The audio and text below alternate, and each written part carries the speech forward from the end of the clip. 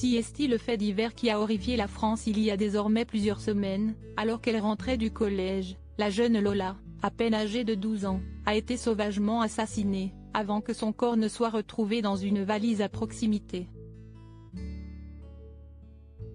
Un acte atroce, perpétré par une jeune femme, Damia B., qui n'a livré que peu d'explications à son geste.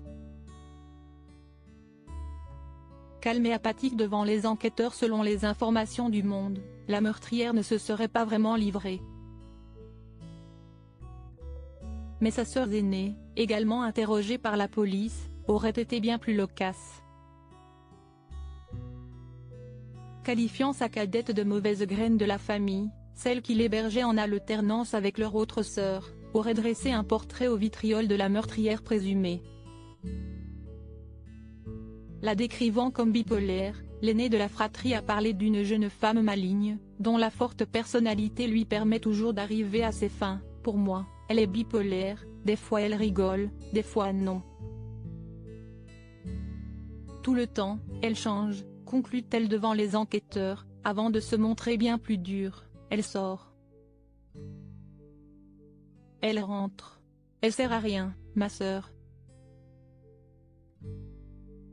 Elle me tape la honte quand je l'ai fait sortir avec moi.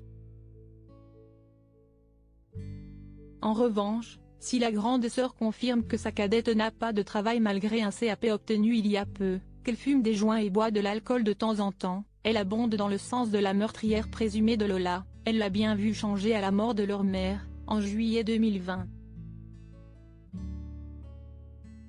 Tout a changé, explique-t-elle, révélant que celle-ci aurait fait une dépression.